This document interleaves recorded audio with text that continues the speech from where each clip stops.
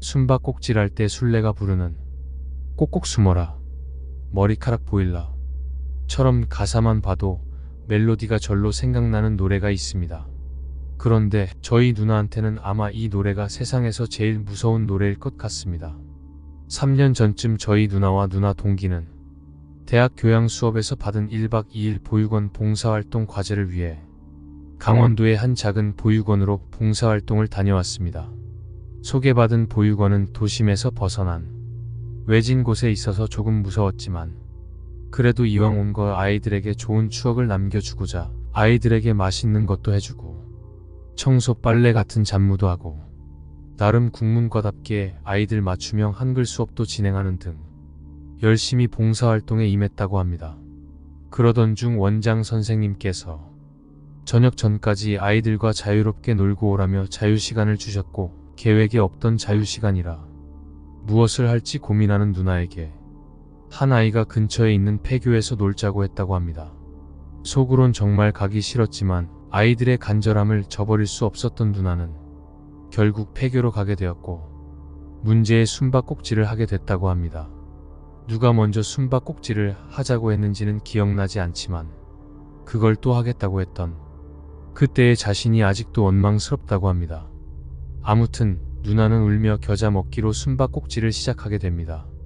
술래로 걸린 아이가 부르는 꼭꼭 숨어라 머리카락 보일라 노래에 맞춰서요. 누나는 최대한 빨리 술래에게 들켜 술래와 함께 있고 싶은 마음에 동기한테 양해를 구하고 술래가 있는 반 교탁 아래 숨었다고 합니다.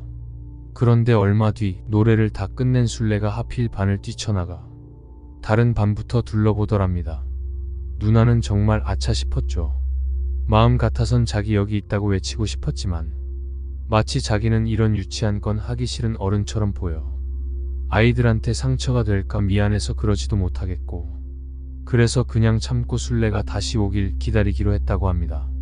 몇 분 뒤에 복도 끝에서 술래 아이가 돌아오는 소리가 들리더랍니다. 꼭꼭 숨어라 머리카락 보일라를 부르면서요. 그런데 조금 이상했다고 합니다. 노랫소리가 점점 가까워지면서 술래의 발소리도 함께 들렸는데 아까의 발소리와는 조금 다른 느낌이었다고 합니다.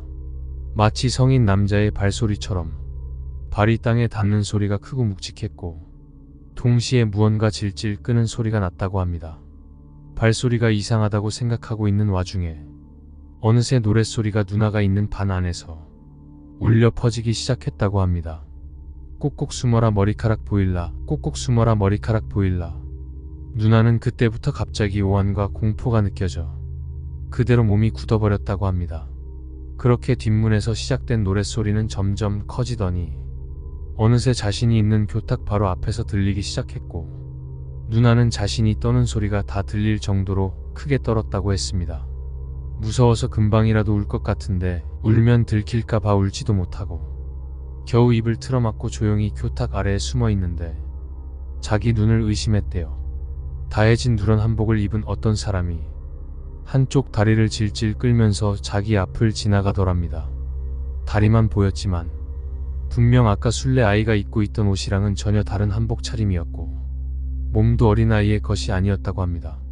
그런데 그보다 더 무서웠던 건 그 사람이 자기 앞을 지나가는 그 순간에도 술래 아이의 목소리로 꼭꼭 숨어라 머리카락 보일라 노랫소리가 계속 반복되고 있었다고 합니다.